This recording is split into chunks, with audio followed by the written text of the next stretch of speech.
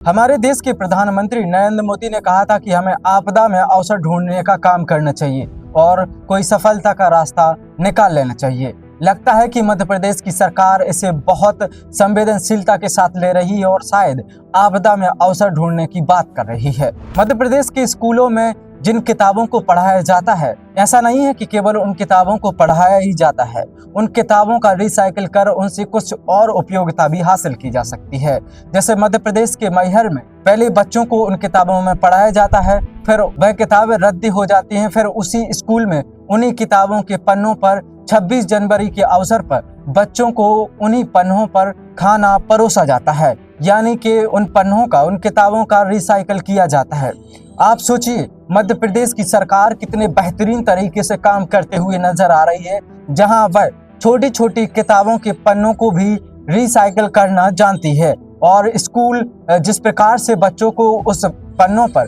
कभी कागज के पन्नों पर, कभी पॉलीथीन पर खाना बच्चों को परोसा जा रहा है, इससे साफ जाहिर हो रहा है कि मध्य प्रदेश की सरकार, मध्य प्रदेश के अधिकारी कर्मचारी संवेदनशीलता के साथ काम कर रहे हैं और बच्चों की निजता और बच्चों के प्रति संवेदनशीलता और बच्चों को जो आगे सिखाना चाहिए कि कैसे वस्तुओं का रिसाइकिल करना है, इन चीज़ों के बारे में, और साथ ही डिग्निटी जो होती है किसी इंसान की, उस चीज को भी यहाँ पर बखूबी निभाया जा रहा है। और मध्य प्रदेश की सरकार इस प्रकार से मध्य प्रदेशों में स्कूल और मध्याह्न भोजन में बच्चों को भोजन उपलब्ध करा रही है और उनके प्रति अपने कर्तव्य को करते हुए दिखाई दे रही है। अब शायद भारत देश के प्रधानमंत्री को मध्य प्रदेश की सरकार को इस प्रकार के लिए पुरस्कृत करना चाहिए कि आप जो संसाधन है उनका रिसाइकिल करना बहुत अच्छे तरीके से जानते हैं, क्योंकि मध्य प्रदेश में इस प्रकार का कोई पहला मामला नहीं है जहां हम इसकी आलोचना करें।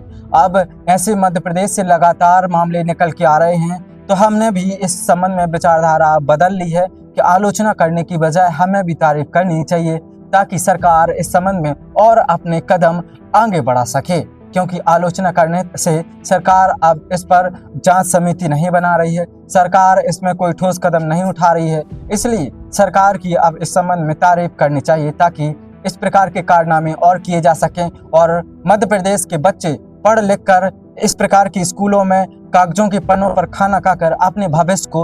एक सुनहरे अवसर के रूप में बदल सकें। शायद बच्चे भी फिर सरकार के उस सपने को आगे ले जा सकते हैं, जिस सपने को न केवल मध्य प्रदेश सरकार बल्कि पूरी भारत की सरकार देख रही है कि आने वाले 2047 तक भारत एक विकसित राष्ट्र बन चुका होगा और भारत कई लगभग 5 से 10 ट्रिलियन के बीच में की इकोनॉमी बन चुका होगा। इस पर आपका क्या कहना है, हमें कमेंट करके बताएं और अधिक जानकारी के लिए बने रहिए खबर समय पर। धन्यवाद।